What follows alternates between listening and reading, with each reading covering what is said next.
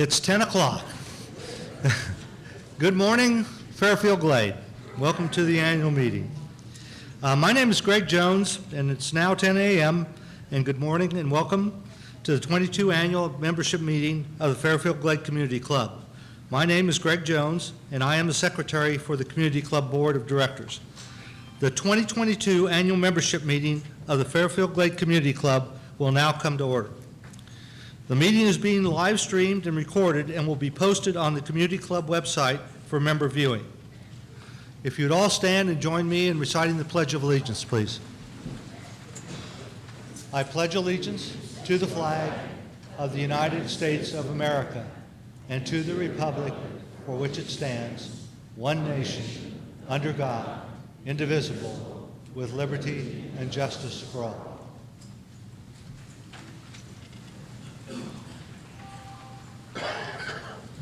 This morning, in addition to myself, the following members of the Fairfield Glade Community Club Board of Directors are present. I'd ask you to stand so we can recognize you and people can know who you are. John Wedgeworth, who's the Vice President.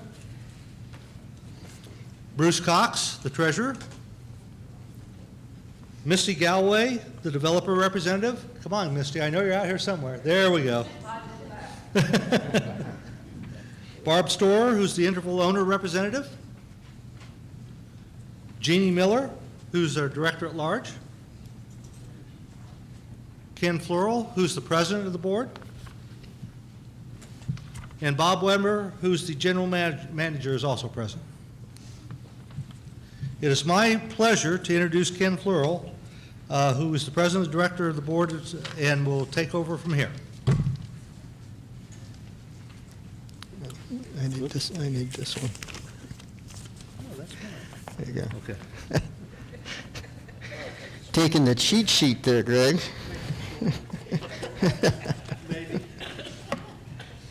Okay, thank you, Greg, and good morning and welcome to the 2022 annual membership meeting. As required by Article 3, Section 302 of the Fairfield Glade Community Club bylaws, an annual meeting of the Fairfield Glade Community Club membership will be conducted on the third Friday of September of each year. The purpose of the annual meeting is to provide the membership with a report on the financial condition of the community club and announce the results of the election of directors. Consistent with the 2022 annual membership meeting notice, there are no other matters for membership consideration on today's agenda. The next item is, may I have a motion to approve the minutes of the 2021 annual membership meeting held on September 17th, 2021. Okay. Is there a second from the membership? Okay. Is there any discussion? All those in favor say aye. Aye. All those opposed say nay.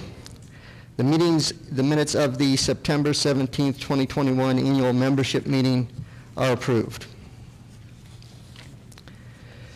I'd like to share the following comments with you as we look at the year in review. Once again, we have experienced a year of unprecedented and fundamental change, coupled with uncertainty in the way we live our daily lives. The year 2022 was supposed to be a year of recovery and return to normal. Yet every day, we continue to experience news cycles dominated with the uncertainty of rising prices driven by continued and unexpected interruptions in the global supply chain and record inflation rates here at home. As we stand before you today, we can report that the state of our community club is financially strong. As we finished 2021 and entered into 2022, our financial position was as strong as we have ever been. We continued to face uncertainty as we moved through 2022, but the strength of our financial position provided us with a variety of financial opportunities. We took advantage of the opportunity to pay off the balance of the loan on this building, the center, making the community club debt-free. We also took advantage of the opportunity to add an additional $2.5 million to our operating reserves since our annual membership meeting last year, which now totals $5.5 million, to provide additional insurance against potential future financial challenges. And we established a new $5.4 million line of credit to provide the community club with additional financial resources for future community projects. We accomplished these financial milestones with no increase in general assessments in 2022. While we were and remain cautiously optimistic about the future of the economy, we have chosen to hope for the best but to plan for the worst. As we progressed through 2022 and experienced significant increases in construction costs, we reassessed each of our 2022 planned projects to determine if the project expense was necessary and essential to our operation. As a result, many of our projects planned for 2022 have either been divided into multiple phases or deferred completely into 2023. We completed construction on the new Racket Center building in 2021, and this year we added landscaping and have completed paving of both Racket Center parking lots and added a return lane at the north end. After assessing the initial construction bids for the next phase of the Robin Hood Park expansion project for a pavilion with restrooms, bocce ball courts, and hard surface paths, we have decided to postpone all work this year. The timing of our next steps in the process will be deferred until 2023 due to the rising construction costs. We continued to work with the architect and contractor on alternative renovations to update the Heatherhurst snack bar area. However, the cost estimates for the Heatherhurst Clubhouse renovation exceeded our project budget, requiring us to defer actual construction until the end of the golf season in 2023. We formed a food and beverage subcommittee and a golf subcommittee to work with the Druid Hills Steering Committee on the initial planning process to determine what the next Druid Hills Clubhouse facility should provide for our growing community. During today's meeting, we will have an update on the initial land plan proposal. Construction on the first phase of the Druid Hills Golf Complex and Clubhouse is expected to begin sometime in 2023, with additional construction phases in 2024 and 2025. The Marina Dock expansion project was completed, including the addition of 20 slips at the Dartmoor Marina and an additional 9 slips at the St. George Marina. Funding for the St. George Marina building project has been reevaluated, and we will replace the roof this fall and defer the remainder of the project into 2023.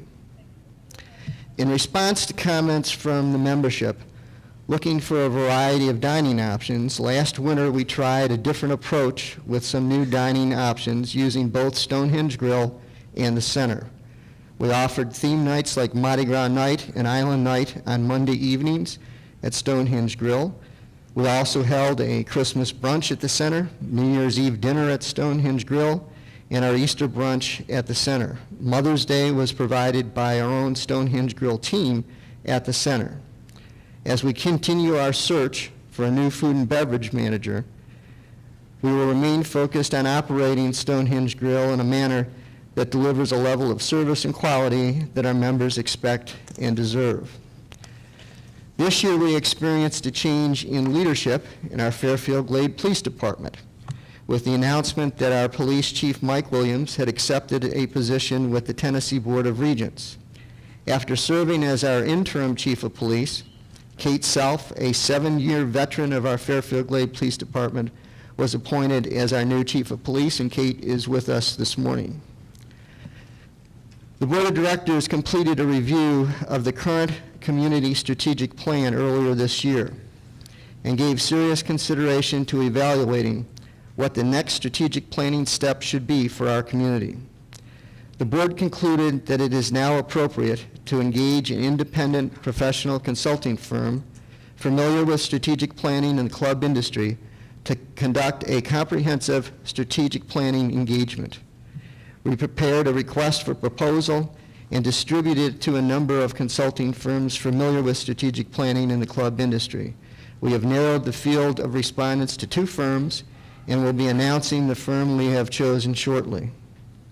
The strategic planning process will include an extensive community communications plan, benchmarking of like communities for emerging trends, membership participation in member surveys and focus groups, as well as partnering with our new strategic planning committee to transition responsibilities for the strategic planning process and maintenance of the strategic plan document designed to evolve over time with our community. We have focused on ensuring that we embrace a strategy and process that yields a strategic transformation that is relevant to Fairfield Glade's core values and is specific to where Fairfield Glade needs to go in the future. These are all extraordinary and exciting opportunities, and we are optimistic and confident that our plans and actions will provide Fairfield Glade with the opportunity to enjoy a future filled with growth and prosperity, ensuring that Fairfield Glade will continue to be one of the best value master plan communities in the United States. We want to take this opportunity to thank all the members of the Community Club family, from Bob Weber, our general manager, to the members of the senior management team and each member of the Community Club team. You have risen to the occasion with unwavering commitment and dedication, and you have made all of us proud. We continue to be impressed by and grateful for the dedicated service of our 100-plus fellow Community Club members that volunteer to participate on our board advisory committees. Your input and feedback are an essential part of the board's decision-making process. And to my fellow board members, thank you for demonstrating what an exceptional team can accomplish when faced with exceptional challenges. They deliver exceptional results. Each of you vigorously advocate your point of view as we deliberate, but when it comes time for a decision, we can reach consensus around what is in the best interest of the community as a whole. And finally, we want to thank each and every one of you, the members of the Community Club who we represent. You have been resilient, very supportive, and we appreciate the confidence and trust you have expressed in us. And that is our 2022 year in review. It's now my pleasure to introduce Bruce Cox, who is the Community Club Board Treasurer, to present the Treasurer's Report and the 2021 Audit Report. Bruce?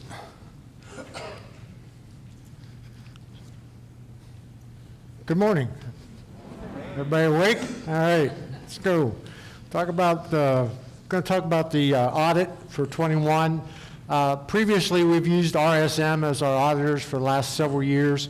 The FAC, the Financial Advisory Committee, and the board decided that it would be good to bring a different audit firm in, so we hired Culture and Justice to come in and do our audit in 2021.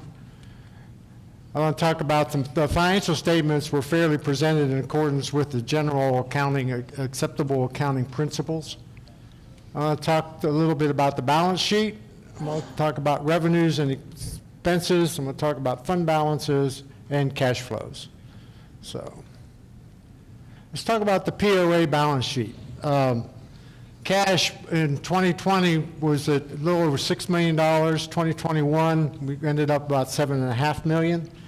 Property and equipment value about $35.8 in 2020, over $37 in 2021. Our long-term debt at the end of 20 was $1.5 million, and at the end of 21 was $78,000. That's because, as Ken mentioned, we paid off the Stonehenge loan in 21. And then the members' equity was a little over $36 million, and at the end of 21, it was a little over $41 million. Cash flow, capital income at the end of 20 was $3.2 million. At the end of 21, $3.5 million. Property, plant, and equipment purchases, we made purchases of almost $2.5 million in 20, a little over $3 million in 21. Debt service in 20 was $377,000. It was $1.5 million in 21, but again, because we paid off the Stonehenge loan early and saved several $1,000s in interest by doing that.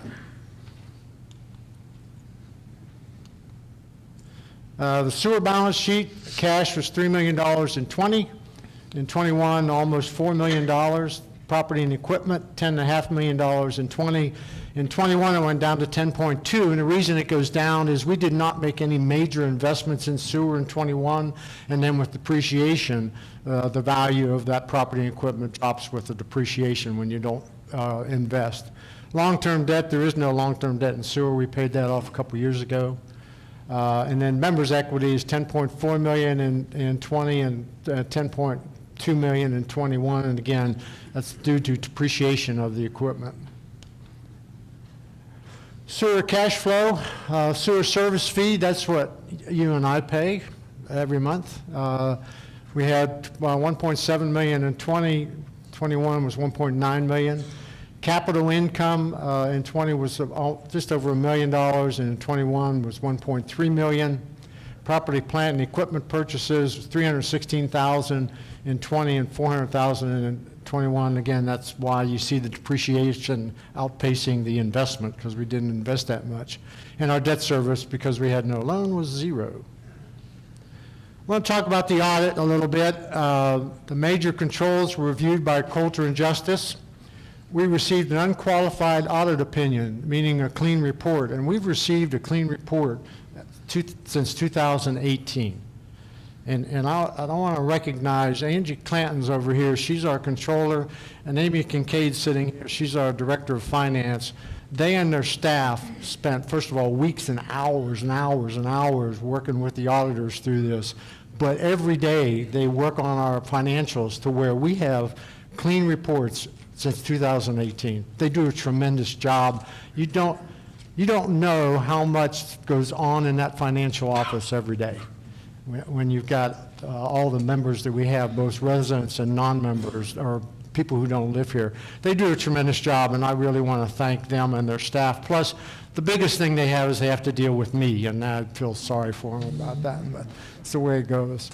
The financial statements are reviewed monthly by the Financial Advisory Committee and the Board of Directors. Any capital expenditure that's greater than or equal to $100,000 are reviewed by the FAC with a recommendation submitted to the Board of Directors for review and approval. And any capital expenditure that's greater than or equal to $25,000 are reviewed and approved by the Board of Directors.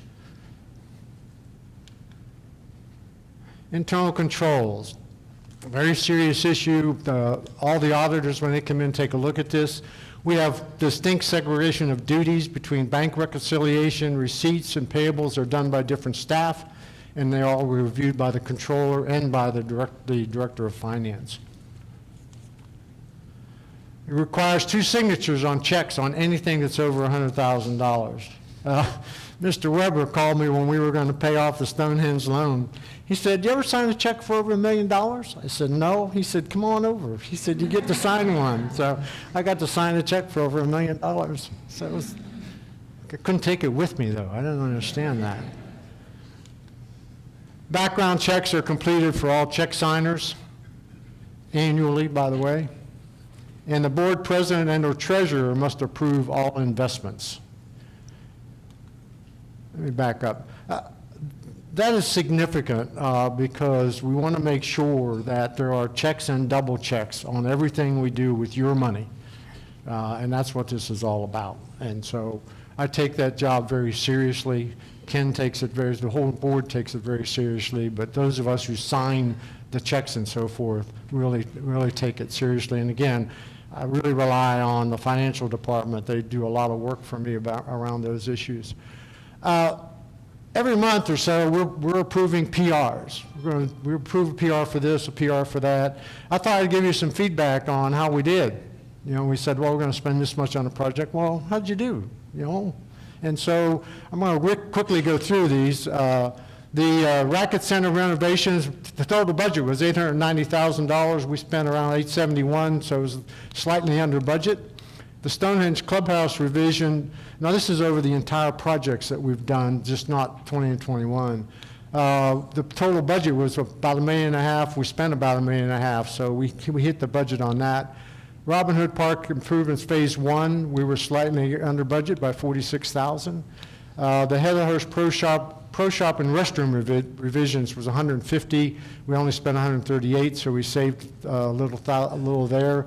The Grove Phase 1, that investment is it's a third of what the visions were, and we budgeted 152,133, and we spent 152,133 on that. The golf restrooms were Druid 2 on Dorchester 1, 150,000. That's a little bit over, a little about $4,500 over, but for a project of that size, that's not significant at all. The salt storage building is the one where we overspent. It was $85,000 budgeted, $124,000, so we were over $50,000 there. And the issue was that when we built it, we built block walls up so that when we bring salt in, that we don't destroy the building. Well, we found out after we got into it, we had to coat all those walls on the inside, or the salt would eat it up. And we just didn't have that in the budget. So it was the right thing to do, and we went ahead and did it in the long haul. We've got a salt storage building that's as good as anything you'll see along the interstate. If you drive up Catoosa and look to the right, you'll see this big white dome. That's our salt storage building. Okay, golf carts for Druid, that we kind of made up for what we did at the salt storage building. We saved $49,500 on the purchase of the golf carts. Sewer, the engineering study for the collection system was under budget by 10, and the sewer collector system expansion was under budget by 6. So when we look at all that together, it's $3.5 million, and we spent 3.4. We were under budget in total by over $100,000.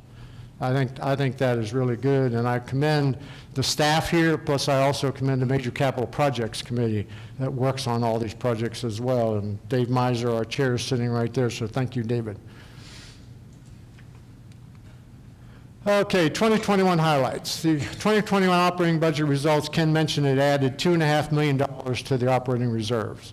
We now sit with $5.5 million of operating reserves. We paid off the Stonehenge loan 1 year early, which saved us several $1,000s in interest. We'll go over the cash a little bit. Over here, this is from January of 22 through July, so the first 7 months. If you look at the POA amenities operating, the cash went down from the first of the year till now, but don't get excited, because if you look at the next column, we put it in reserve. We took it out of the operating budget and stuck in that reserve. So it kind of, if you take those two charts right there, they kind of balance out as far as differential. POA amenities capital reserve has gone up, sewer operating has gone up, and sewer capital reserves has gone up. So our cash position from the beginning of the year till now through July has all increased. In summary, we are financially strong. And you got $5.5 million in reserves and POA, and you have no debt. It's not a bad place to be. Cash position is good. Our property, plant, and equipment is not aging in place, but increasing.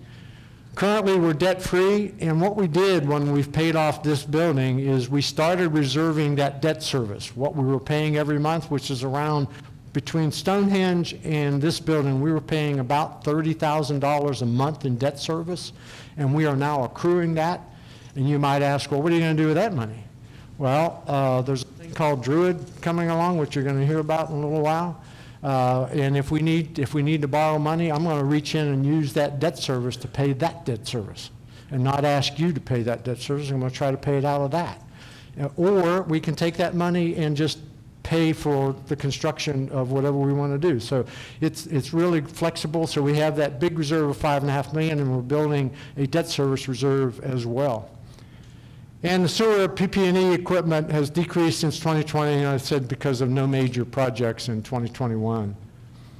And you remember your equity in this country or club has increased tremendously over time. So we are in great shape.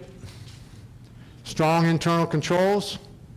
So there you are. That's your financial picture in a snapshot with the audit. The audit will be posted on the website. It is not out there yet, but it will be there in a couple of weeks. And so you can go out and review the audit in detail. If you have questions, if you review the audit, my email is right there. Give me an email, and I'll try to get you the answers. That's where I go to Amy and Angie, by the way, so you know. So, okay, any questions on the financials? If you do, go to the microphone, state your name, and ask your question.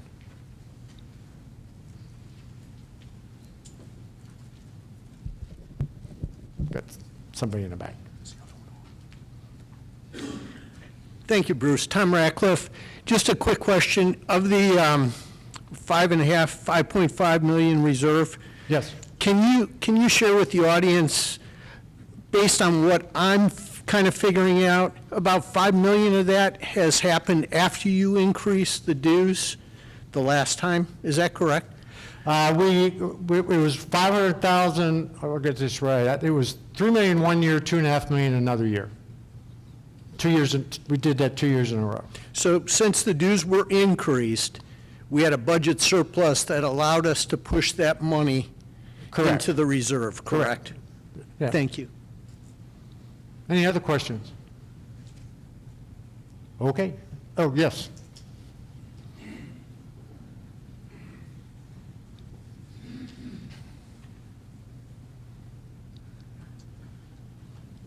Bruce, I'm John Wigington. Hi, John. Good to see you again. My question, if we have $5.5 million in reserve, what is the established figure that the board would like to get to have in reserve so that we say, okay, we got enough? And at that point, we don't have to increase the assessments anymore. Yeah, and that's a great question, John. And in fact, we are going to send out an RFP to do have somebody external come in and do a reserve study. We have done an internal reserve study, and now we're going to have somebody come in and do it. So next year, I can answer that question specifically, and we'll know then how much POA reserves we need to have.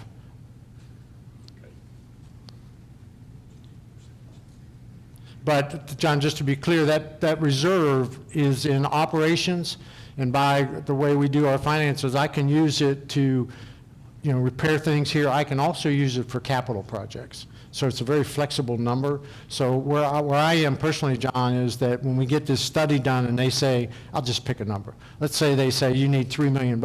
So, okay, then I'll figure out how I best want to invest that other $2.5 million in capital to pay for capital projects versus borrowing money and paying interest. So that's kind of where I'm headed. But I'm going to get somebody to come in from outside and do that study for us and give us a number. So I'll get back to you, John. Anything else? My email's up there. Email me. Like push the button, John. Thank you, John. John helps me out. Okay. I am done. Thank you.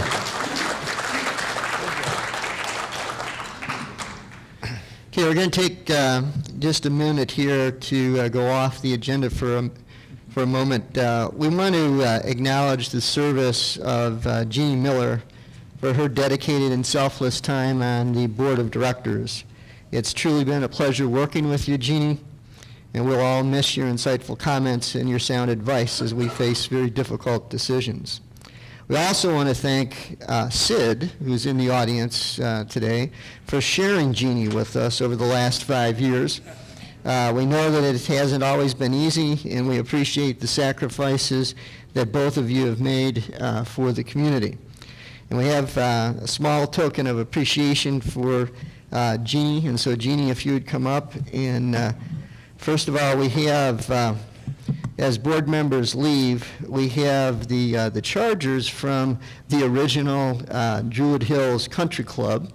And so we have 2 of those, one for you and one for Sid, so you can have those. But more importantly than those, I have an envelope for Jeannie, and we've been kidding her that we would put her severance check in the envelope. And actually, what we have heard from someone that hears you're complaining regularly, I won't name any names, but this individual said that since you joined the board, that your competitive advantage in golf has somewhat decreased, and that now that you're going to have more time, that you really would like to regain that competitive advantage that you've had.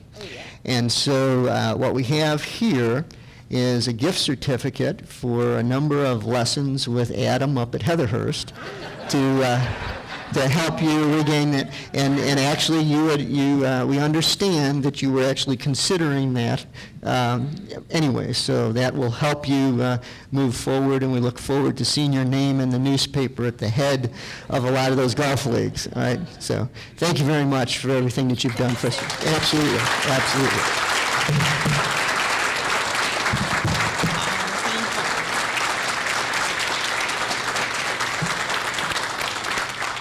Thank you. I would just like to say a few words because I haven't had a chance to really speak much in the past. So I have just a little comments that I'd like to make to tell you that, and I won't extend it because the most important part of tonight is about to happen, and I don't want to delay that too much. In 2017, I was joined to the board. There's a couple of flukes about me in that I was never elected, and I've been here for 5 years. Initially, I was appointed to the board as one member, resigned, served my 2 years, and when it came for election, nobody ran against me, so they didn't have an election. I just automatically got put back in.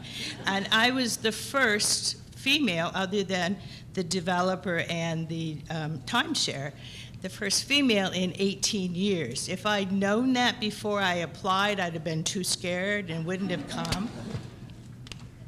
Some were happy when I came. Some will be happy when I leave. But thank you for giving me the pleasure of serving you. It's truly been a pleasure. Thank you.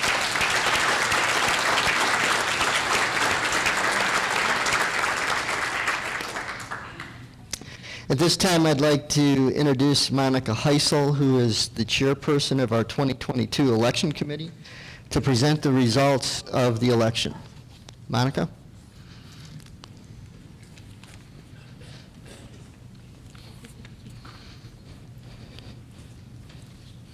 Thank you.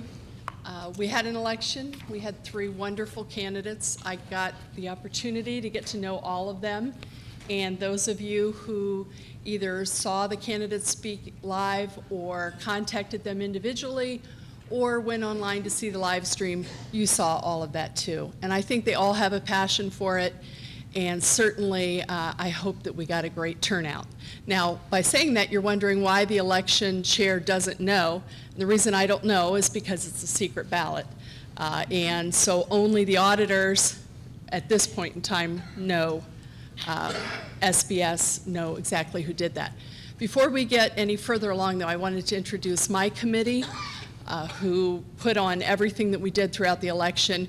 Those of you who keep track, I think we had, was it 16 articles between the 2 papers over time, just as many emails from Ken and others on the board.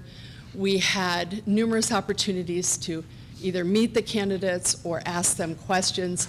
So we've been very thorough on that, but we certainly look forward to any suggestions that you have to even further communicate, because one of our biggest disadvantages is we had people calling into the office and saying, how do I know who to vote for?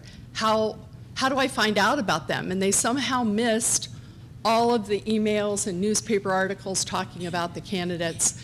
And so there is a communication gap, and we need to find a way to reach the people who say, I don't read the paper and I don't check emails. All right. With that, I'll leave you with that little tidbit, and if you come up with a great solution, we would love to hear it. So without further ado, I want to introduce my committee, and that's Glenn Polson, Joe Templin, Phil Riley, Phil Birdsall. Don't think I saw him here, but we had the benefit of benefiting from his expertise because he was a former board member. And then there are 2 people that we couldn't have done this without, especially as the election ensued, because Pat Davis and Amy Kincaid were very available and helpful to all of our fellow members who called and asked questions. And by having them answer the question, how do I find it in my spam mail? How many votes do I have? I didn't get a ballot. Oh, that's because I don't have an email and my old address doesn't exist anymore, or I'm not there. Lots of little things like that, and they were so helpful in looking them up and helping them, and we saved probably thousands of dollars that SBS would have charged us to do this research. So with that, I'm going to give you Kent Chadwell, who's our attorney for Fairfield Glade, and he is going to have the results to present to us. Thank you.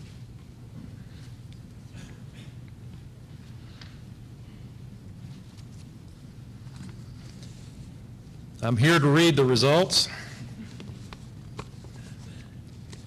Bruce, I thought they were all here for the financial report. Yeah, well, there you go. That was an excellent report, though. Thank you. I'll first share what we probably already assume or know. Barbara Storr continues on the board as the interval owner director, and of course Misty Galloway continues on the board as the declarant director. Now, I've been asked to read now the results for the at-large director in ascending order, and beginning with third place and moving up the rank, and to announce the number of votes that correspond to each one. And then all of this information will be handed over and will be published and posted for everybody to see as soon as our meeting is over. So, in third place, Karen Shrek, 584 votes, constituting 13.9%. Now, when I announce number two, you're going to know number one. So let me get through the rest of it. Henry Hank Henning, 619 votes, representing 14.7%. And of course, the decision goes to Bruce Horn, 3,001 votes for 71.4%.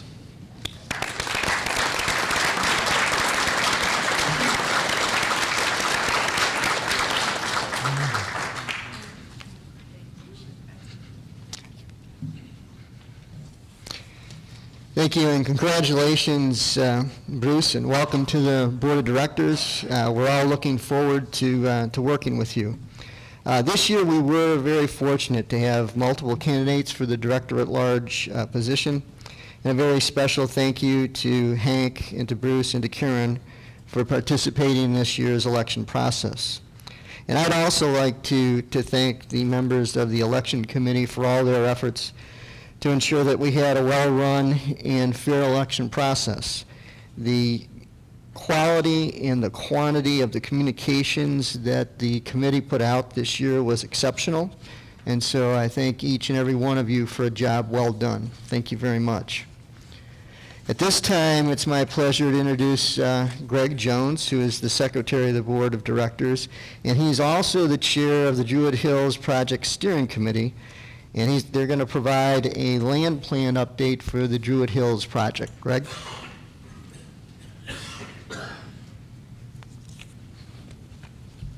Thank you, Ken. We've tried, last year, as you recall, we gave our first presentation on what was going on with Druid Hills. Over the course of the past year, we've had several town hall meetings. We've formed two subcommittees, one for food and beverage and one for golf. Actually, we're using the actual golf committee that was chartered by the board for that membership. The food and beverage committee was actually selected. And I'm going to give you a kind of report on where we are, and then we have Bill McMahon, who is from the McMahon Group, and he's going to show us what was recommended for the land use piece of this. What I want to do is make sure we set some expectations here, though. What the land use project was about, or the phase, is not to show buildings. It's not going to show you a whole lot of detail. It's what's the best way to use the land that's making up Druid Hills Country Club area right now. So you're not going to see pictures of things. You're not going to see buildings. You're not going to see room sizes. You're not going to see any of that. Rather, what you're going to see is how we would lay out the use of that land for the kinds of things that we're still talking about. Another expectation that I want to make sure in this presentation that we go through, and I'll give you some more details on this a little bit later on about where we're going, is we're not going to get in a protracted conversation around food and beverage or for that matter, even golf today, mainly because the committees are still working on developing the requirements. As you may recall, those of you that participated in the survey that came out from the Food and Beverage Committee, they just got the results of that survey last Thursday. So they're just now starting to work through that, and then you'll see some plans that they have, I'll show you here in a minute, of things that we're going to be doing in the future. So don't think that we're not doing work, we are, but we're not at that level where we can have a detailed discussion about anything to do with food and beverage, or for that matter, even golf at this point, okay? So with that, I'm going to introduce the members of the steering committee. I serve as the team lead, and I'm the liaison also to the golf committee meeting, or golf committee. Steve Ballou, stand up. He's the chairperson for the Food and Beverage Committee, and he was one of those that was selected to be on that committee. Bruce Cox, I think you know him again, but he also serves as the liaison for Food and Beverage. Jeff Houston, Jeff, where are you? I know you're here. He's the director of golf, and he's really given staff support to the golf committee, but also involved with food and beverage as well. Mike Johnson. Mike, are you here today? Yeah, there you are. I didn't see you come in. I was wondering where you were. Mike is the chairperson for the golf committee. Raj Jones, I know you're here. He's the head pro over at Druid, and he really has provided a lot of staff support, not only to golf, but also to the food and beverage committee as well. Dave Miser, you get to stand this time. Dave is the chairperson of the Major Projects Committee, and he's been with us since the beginning of this and has really helped us out quite a bit. And Bob Weber? Bob? Oh, you moved back there. I was looking over here, and all I see is an empty chair. Bob's our general manager, and he's been with us since the beginning of this as well. So, this is a presentation of when we made the selection of McMahon Group, about why we selected them. And I just wanted to kind of go over that with the community so you had an idea of what we were looking for out of the consultant that we did hire. McMahon is recognized as one of the best in the country for this scope of work. Fairfield Glade Community Club had a good experience with the McMahon. You may or may not be aware of it, but they did the land use plan for the Racket Sports Center, which has still got a lot more phases to go through that we can add on to. So it's not just what you see today, it's the plan for the future as well. One of the things that we looked at very closely is we wanted somebody who understood the fact that we need community involvement in this, so that we didn't want to be prescriptive in what was coming out of this phase. We wanted to be directional, because there's still a lot more input we need from the community. But now we got the base of kind of where we can work from. McMahon did work with the steering committee and subcommittees to determine the best location for the new clubhouse and golf facilities, and you're going to see that in a second. And this was important to us because we wanted to keep the scope to land use only, and they would not design any buildings or other amenities. Building and golf architects will do that work once we've determined the final requirements. And I'll go through that a little bit too about when we think that's going to happen. So with that, Bill, I'm going to have you come on up and kind of give the land use report. Very good. I'm going to just slip this out a little bit, and thank you very much, Greg, and it's a pleasure to be here. Obviously, we've worked here before. We've known Bob Weber over the years, and our company, I founded it about 40 years ago. I'm an architect by background, registered all over the country in about 45 jurisdictions. But what we provide for communities like yours and clubs is what we call conceptual architectural planning, and that is to basically help you understand the needs of the community so that those can be incorporated into the actual architectural solutions. And what we've been selected to do here initially for you is to look at sort of a master site plan for the Druid Hills site, knowing that we have, there's a golf dimension, there's a food and beverage dimension, and we have a 7+ acre site, not including the driving range and all that, but in that 7+ acre area, we wanted to basically look at what we have there today and then show you the expectations, what could be done from a best site planning viewpoint on the program. And the way we're trying to approach that is that we have a nice little building there today, but it's a little bit dysfunctional. It's been added to so many times over the years that it no longer kind of organizes well. Also, the building itself is wearing out to the point that it's probably just not worth renovation of it. So you have an opportunity to plan that building and that golf course improvement and that dining area in a proper way so that it's very efficient in operations, it's very convenient for you as members to use it, and it also try to do some separation. Right now, that building and where the site works, you've got service trucks coming in with members coming in trying to park, a lot of conflicting areas where we wanted to look at it and see if we could improve it. Also, we want to make sure that that site connects well with the golf course so that there's cart access in the right places, get people into the clubhouse, get them out to the golf course, get them onto the driving range. And we also came up with some new ideas, a kind of a short course and some things like that to kind of, and practice green area to kind of improve the golf aspect of that whole site. The one thing we are proposing is perhaps of the use of that tennis court area that's there today, which is not heavily used, in a better way, but also to be able to tie that building well into the golf maintenance facility that's right there. And so when we look at all this together, it made sense for I think for the club and the board to look at it from a site planning situation first. And let's get the site design and stuff like that. And then once we get a good feel for what the potential of the site is, then we're in a position, you're in a position to look at an architect for the actual building itself. Now, just so you know, as an architect, I can't design a site without understanding a building. The two are very much related, as you know. But I think conceptually, in my mind, I feel we have a good site plan that's very flexible for what your future building would be. And that's really the goal of what we try to come up with here. So when looking at it, I'm going to step up here on the stage a little bit. This is the site plan. It's kind of an original drawing that your architect did way back when. And right here in the middle is the clubhouse facility. Lakeview, the drive is down below. You can get yourself oriented. And what you've got, of course, is the building in this location right here, then a nice lawn area leading up to it, and then all the parking is in this location. The parking's over here to the far left. Here's number 9 green, getting you oriented.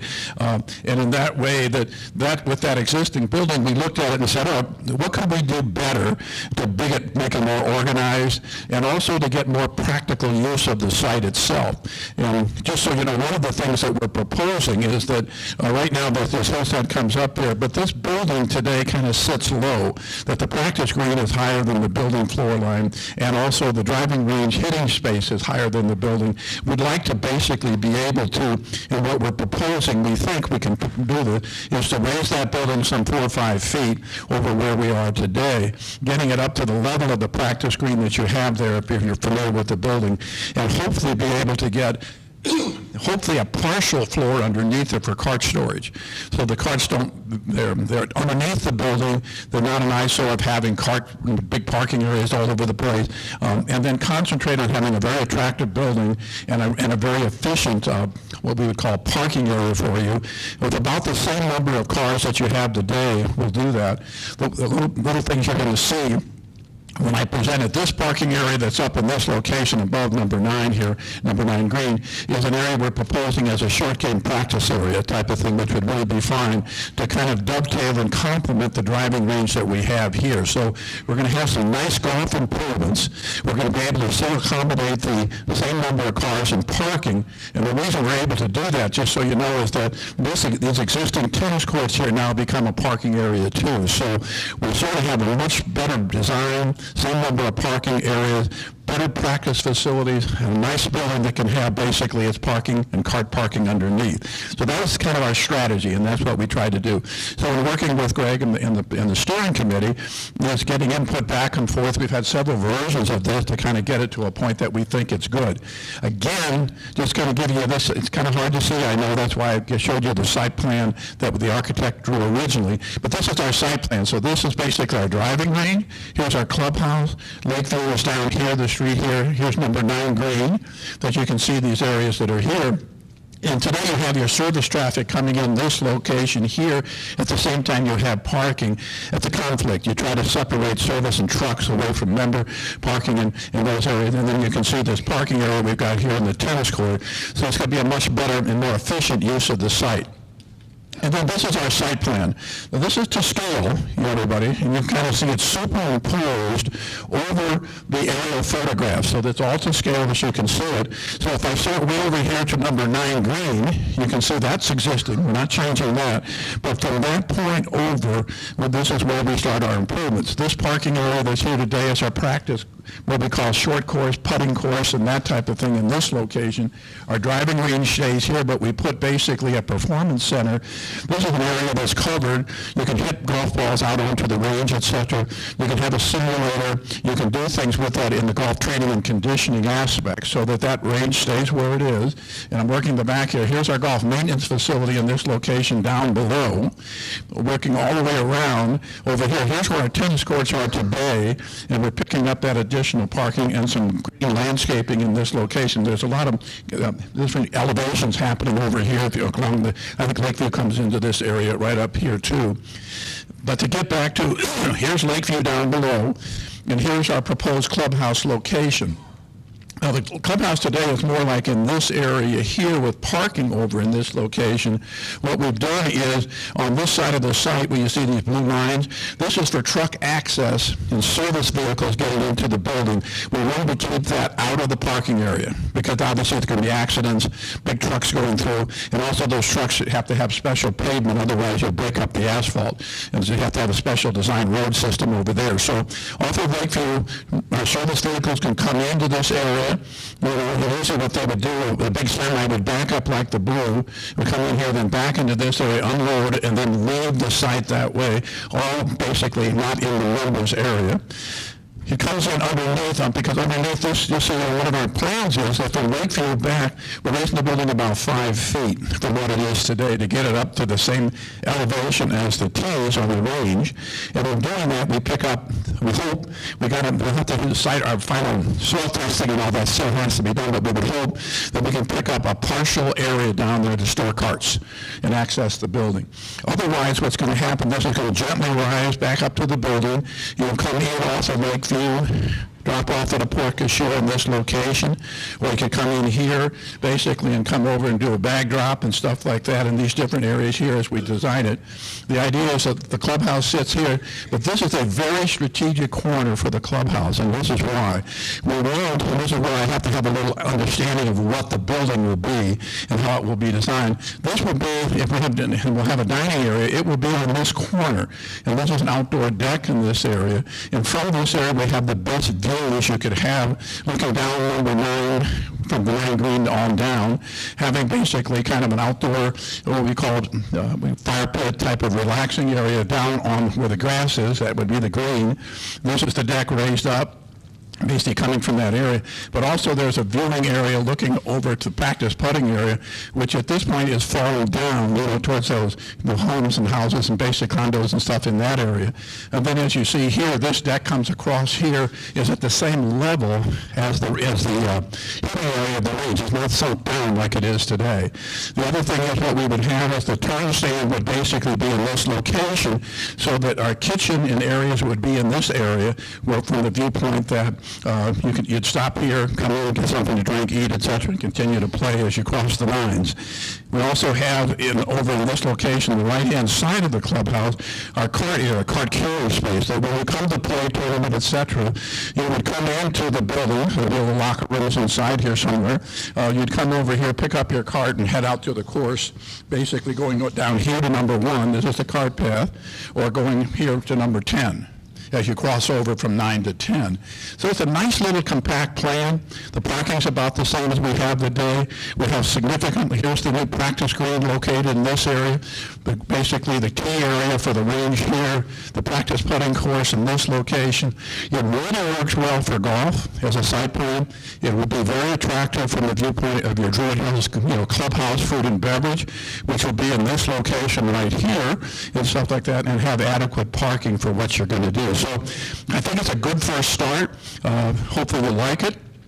It's for the committee ultimately, right, Greg, to study it and then work to the next step of trying to figure out the logistics of the building, and we got to get our soil testing and stuff, because there's some rock over there and stuff like that. We have a partial basement in the existing building today, and when we raise it another 5 feet, we expect to have more basement capacity in the new building that we're proposing. But I think otherwise, looks like the building will be about the same size as what you have today, maybe a little smaller, as we can be much more efficient with it than what you have today.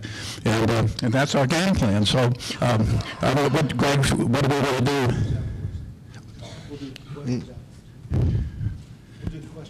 Oh, that's what I thought. We're doing questions after, so I'll be here, okay? There you go, my friend. Thank you. Don't leave without the clicker.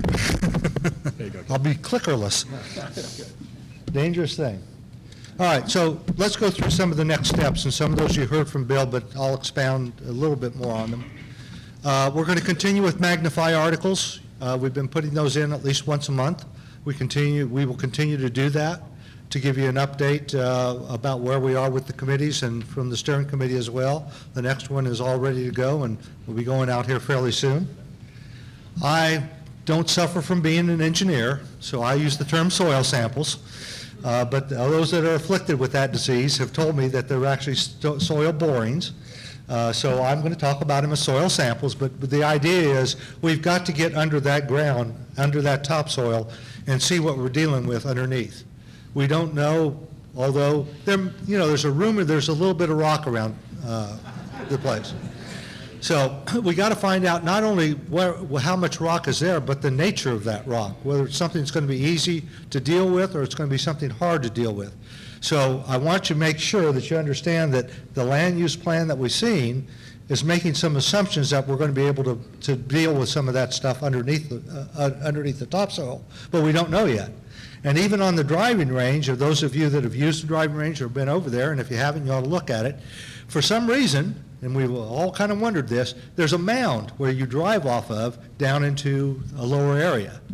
What we don't know is, was that mound built just so people would have a view up there?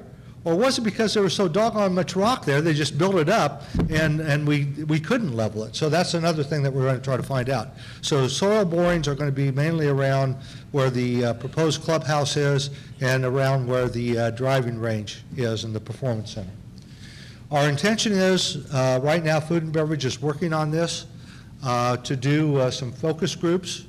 And particularly, we're going to do them for Food and Beverage because we really do need community involvement. That's where the requirements are going to come from. That's one of the reasons why we don't know the size of the building or what the building's going to look like or the layout or anything, because the requirement's going to drive that. So we need community involvement. So I know that the Food and Beverage Group is working on this. There will be an opportunity for people to get involved with focus groups. We're asking you to please, when you find out about those opportunities, to please get yourself on the list to try to participate if you have an interest. And if you don't have an interest, you're going to see it anyway, because our other plan is, with the golf group, we're going to meet with the golf leaders. Now, the reason why we're going through that step first is because the golf leaders really represent about 70-75% of all the leagues that play golf here at Fairfield Glade. So it's a pretty good group. There's well over 100 of them that attend to the meeting, and there's a pretty good group where we can actually show some ideas, get some feedback, and develop whether or not we're on the same track and what kind of thing is going. So it's like a large focus group, if you will. And then our intention is to do town halls. Now, in between these steps, in between from where you see the focus groups and the meeting with golf leaders, there'll be presentations to the board to make sure that we're in sync with where they want to go. And then we will take all of those things before they're voted on to town halls and get community reaction.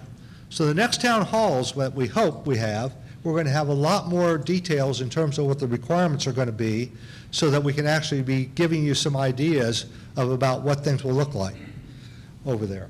Now, one of the first things we're going to do, and by the way, there is an RFP out, or will be going out soon, I should say. I guess it was already out and we're getting responses to it, to do the soil sampling. And we will be looking at getting that done fairly soon, because that's probably the most important thing that we got to do in the short term, because if we don't know what is under that ground, there's very little we can do. So we have to find that one out first. The next set of RFPs that will go out will be to select a golf architect that will work on giving us an idea of what's the art of the possible, if you will, for things like the practice green and for what we could do with the driving range, the performance center, and that kind of thing. So then later on, and I would guess this will probably happen very late fourth quarter or sometime first quarter of next year, we'll be selecting an actual architect architectural engineering firm that will do the actual building of the clubhouse, or helping us with that, and also making sure that the parking laid out just the way it should. So that's what we got for you today. Are there any questions that people have? And if you do, as Bruce suggested, go back to the back, give your name, and state your question. Hi, Ken Snyder, and I understand that, the surveys reveal that there's a lot more golfers than tennis players around here, obviously. I know it's been taken into consideration. Has there been any care or consideration given to the fact that Centennial Park got rid of their hard court outdoor free courts, and now we're going to be getting rid of the only outdoor hard courts with lights that I'm aware of in the area? So one, was there any care or consideration given to that? And secondly, would you be able to tell us what courts are available to people who have that desire, both for residents as well as timeshare folks? Okay. The key thing that we had to look at when we looked at the land use plan here is we needed to be aware of parking.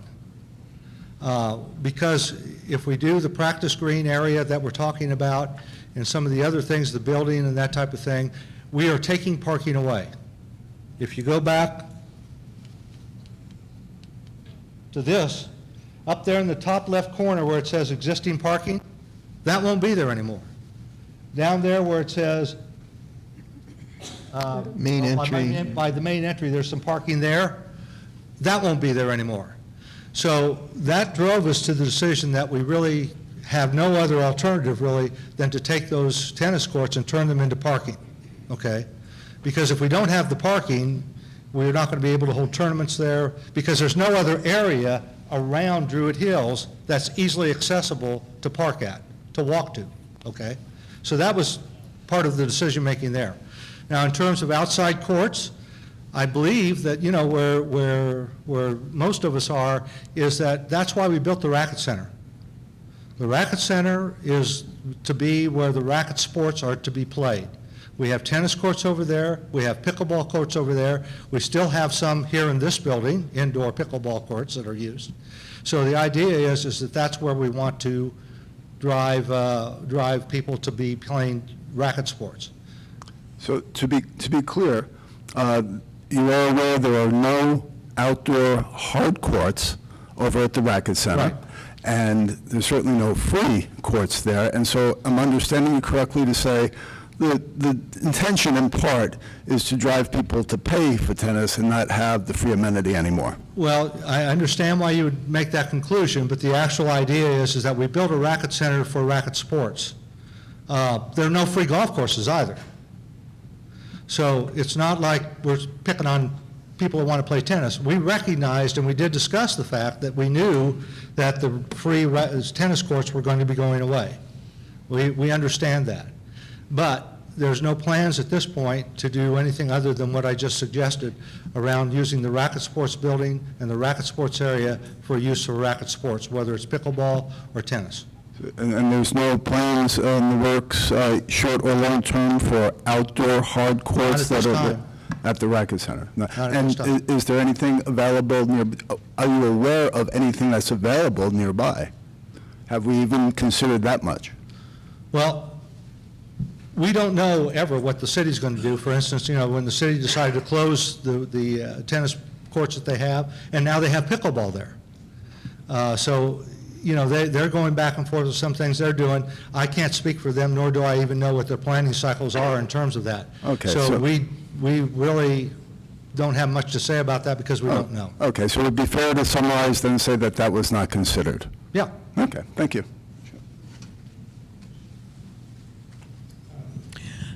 I like the plan. Oh, I'm sorry. I like the plan up there, but I have one question. My name is Karen Gammon. I've been a resident here for 11 years. And I have posed this question to people on the board privately with email over the last 6 months. We do not own the driving range, and we do not own that land. So what happens with this whole plan if that is not purchased prior to doing all of these renovations? What happens to a golf course without a driving range? Okay, let's be clear about one thing. And I want, whoops.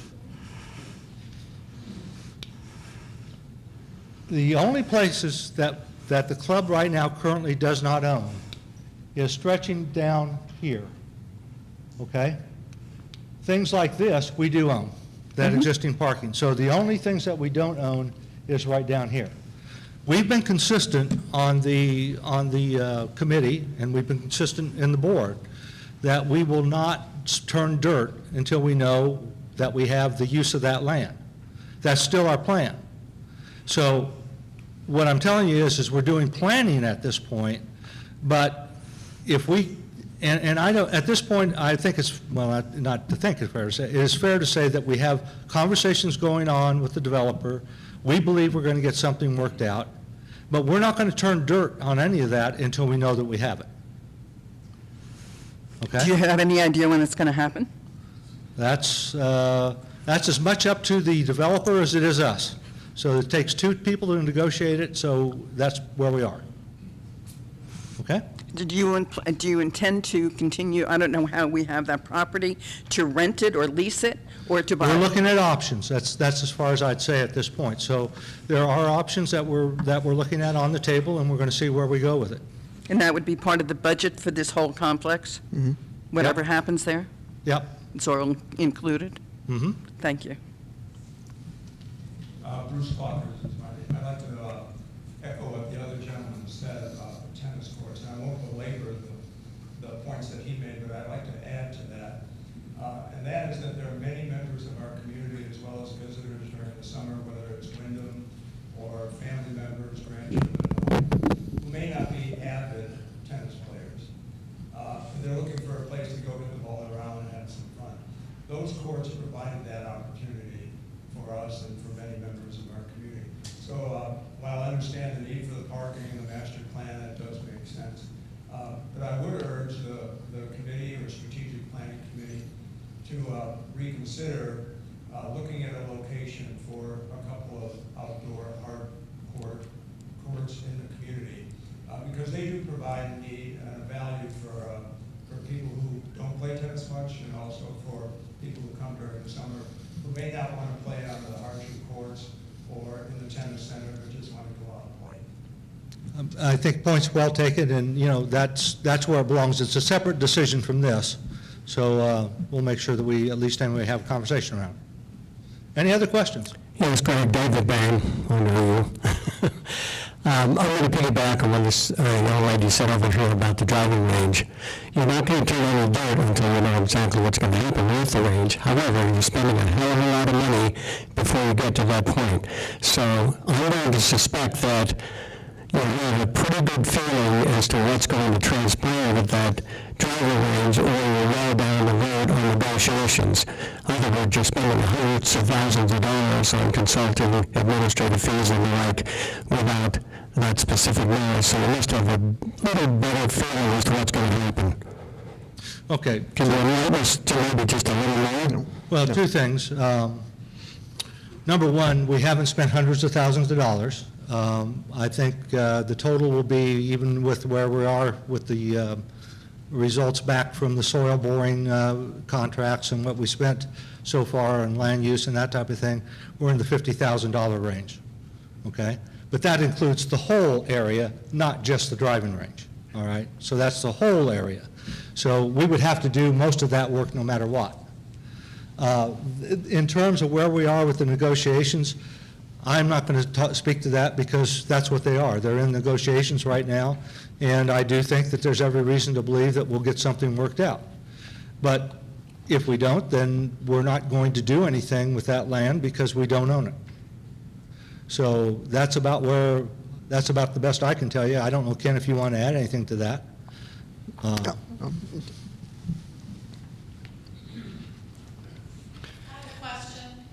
Hang on a second.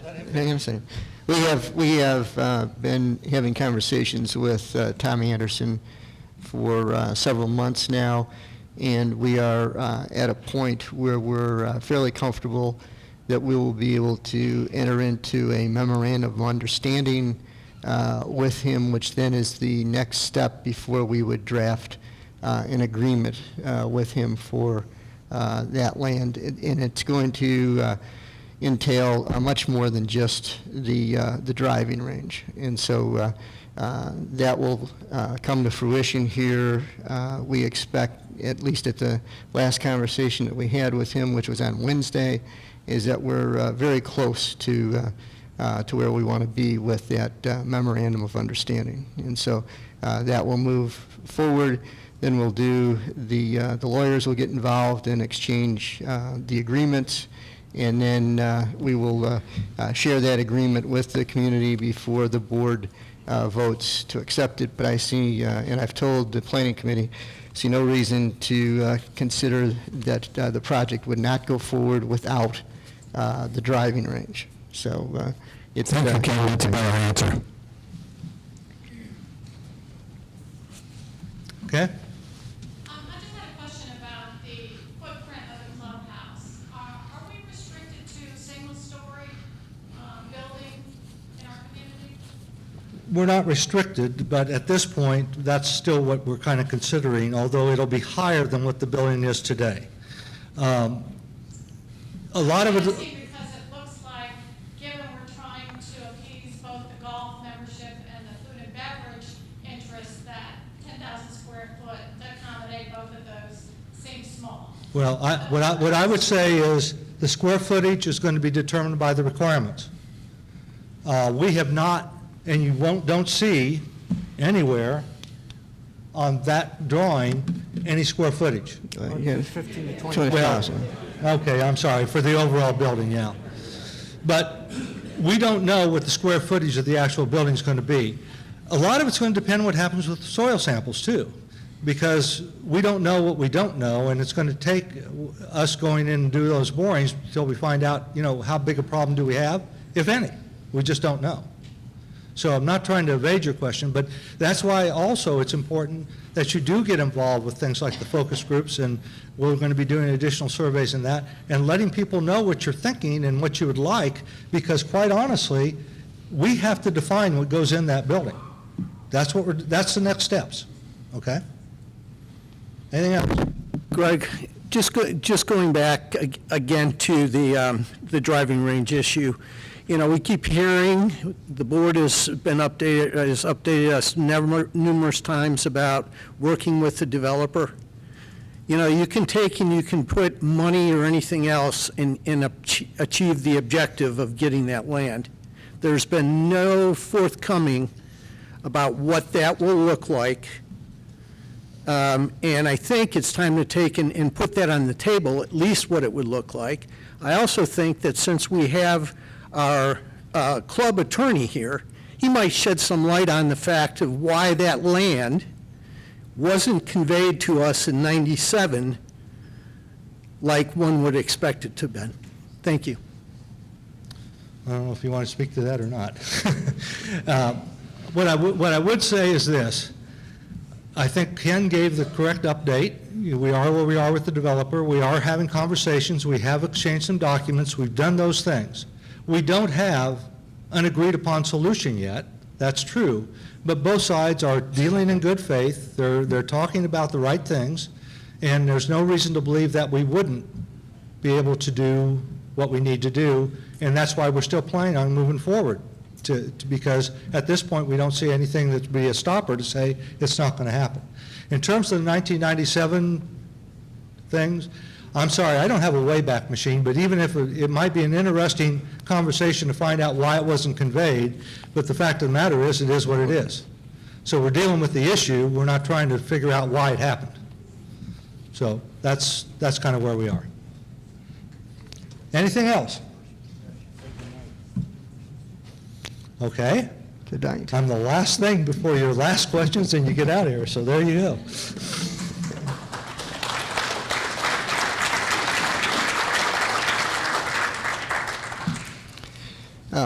One thing that I would add here is for those of you that have been critical in the past of how the board has run different projects and all that, this is a very significant change in terms of participation and timing for this. Now, this is going to take us a while, and that's what you get when you involve many folks with their opinions as you get ready to make a decision. So this project, as we've said, we may get to the point where we get to turn some dirt late in 2023. Fully expect that we'll still be doing construction in 2024 and probably into 2025 before the site is really completed. So it will take some time, and there will be plenty of opportunity for input.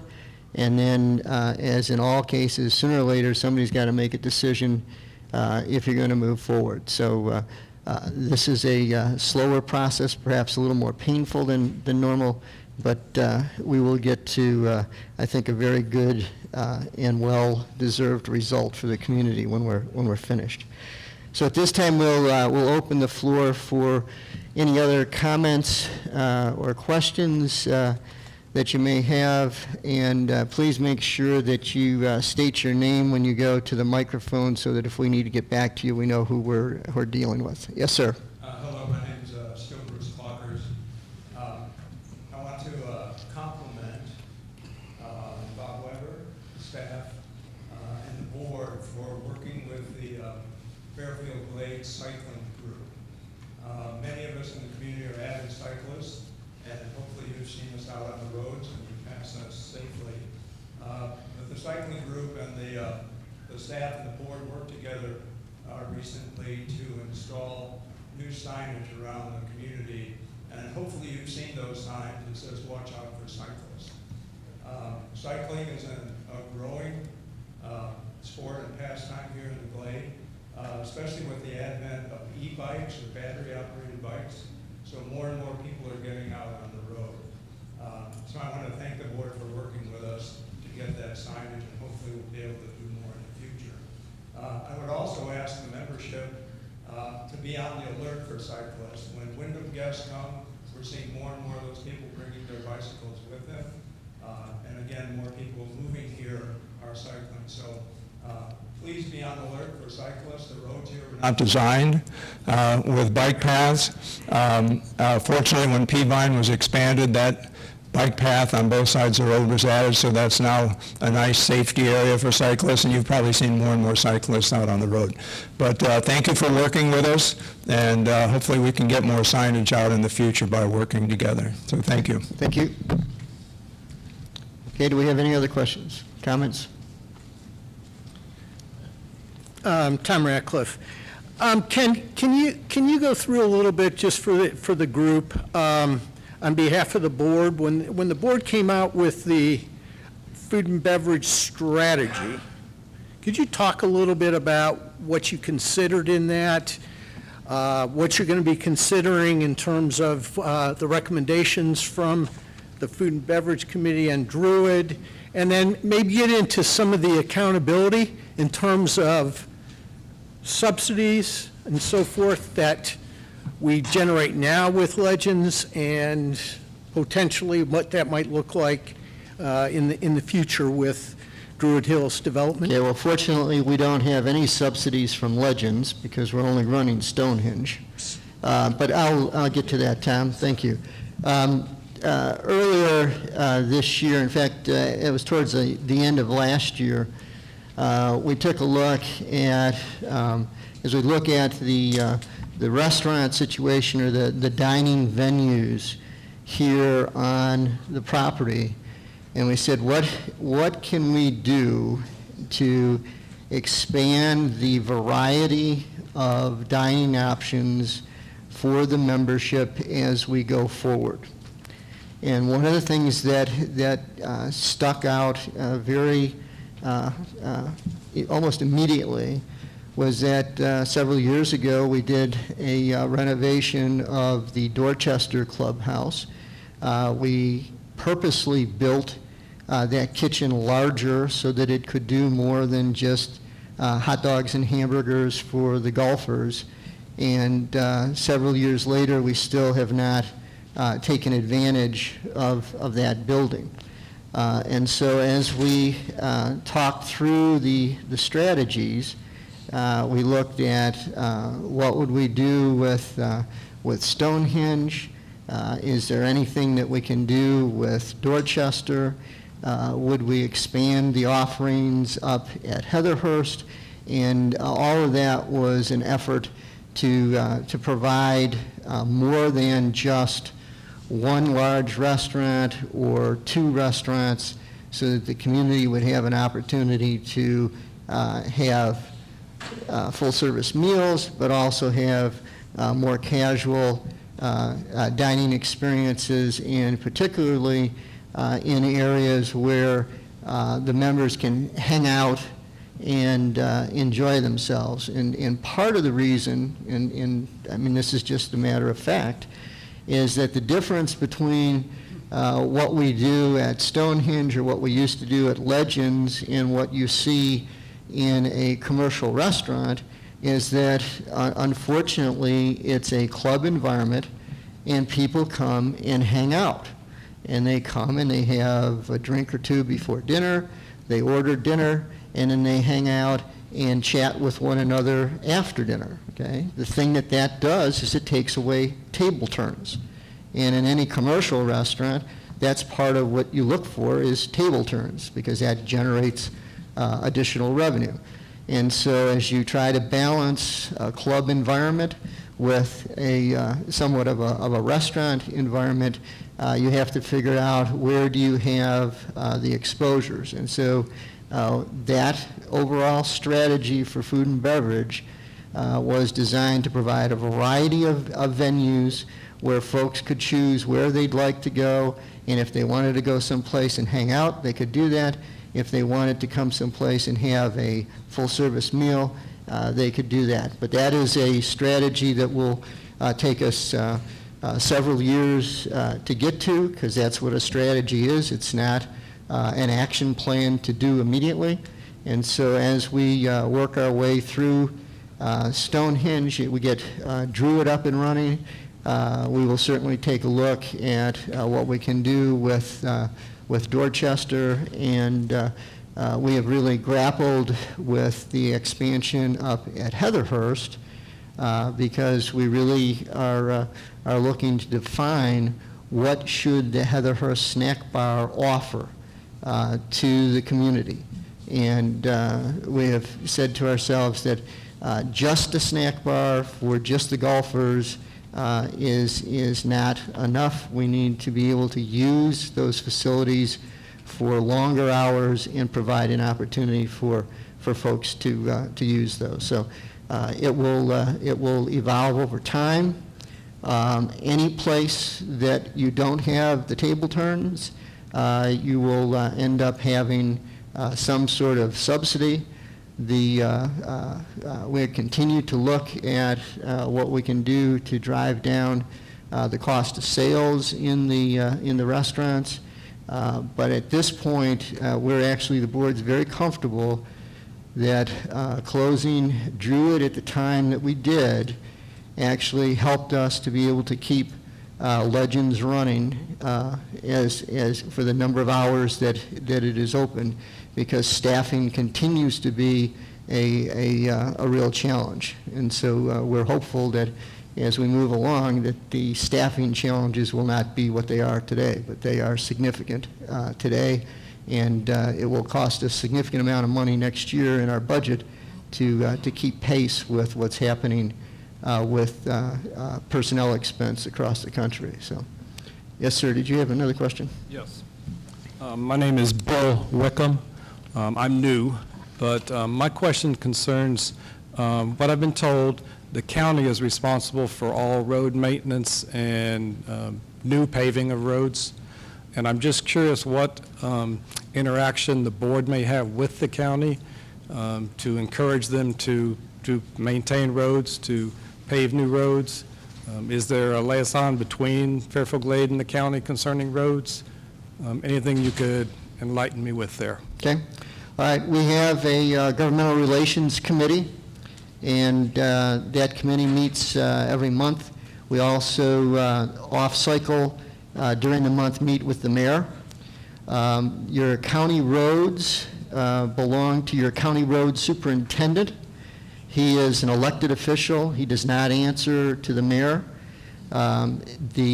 Your county roads are funded by your gasoline tax.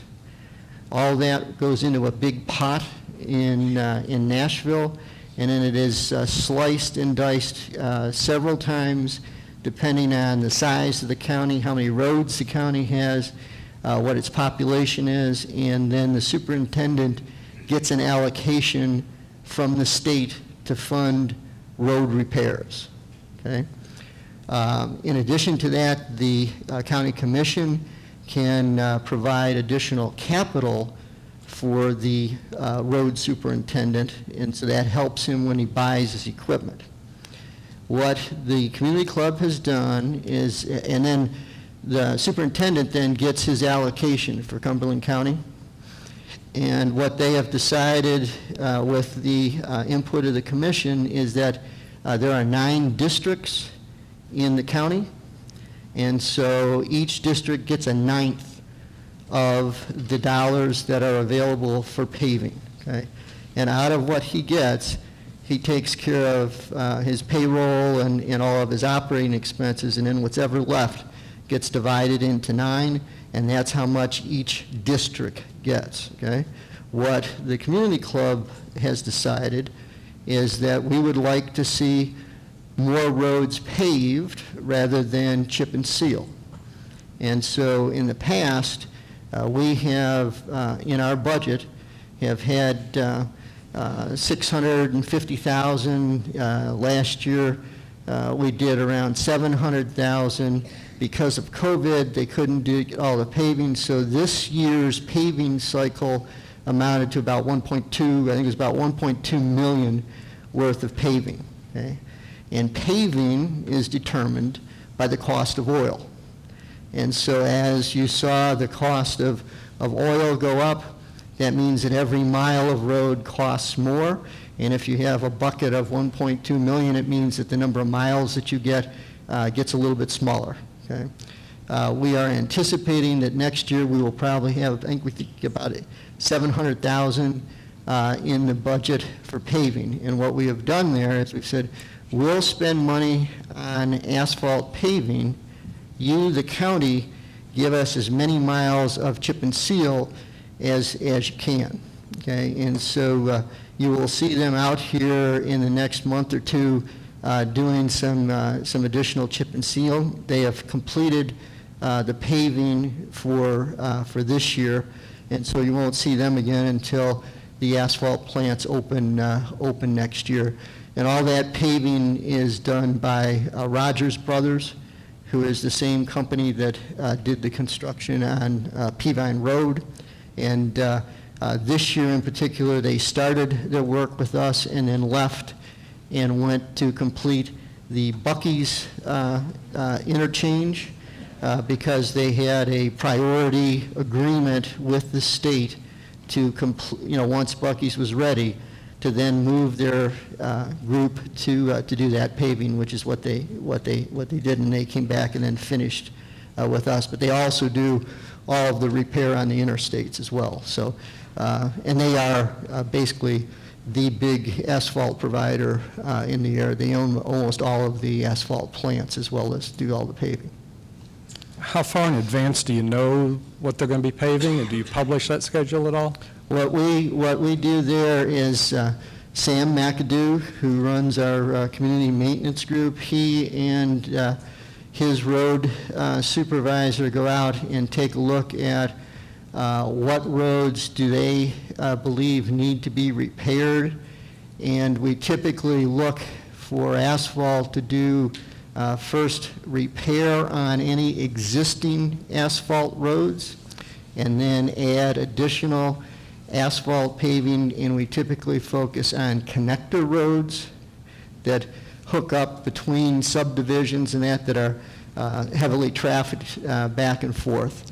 And Sam and his team are the ones who put together the list of the roads that they recommend for paving.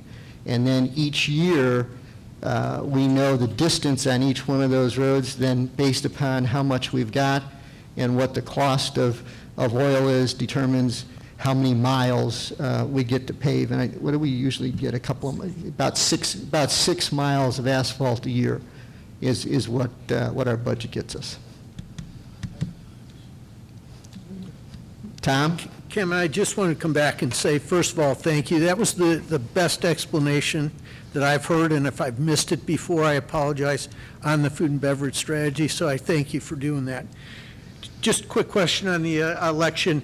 I know you don't have a lot of the data, and it's going to come back, but maybe perhaps with the consultant that we're hiring that's also going to look at focusing on communication and so forth, we could add some portion about the election. Just my quick math tells me that we had about 2,500 voters. I could be wrong, I don't know, but that's awful low. And, but there's got to be other ways that we can get the word out. But I'd also be curious, since this year we did the electronic voting, is that, proving to be a detriment or,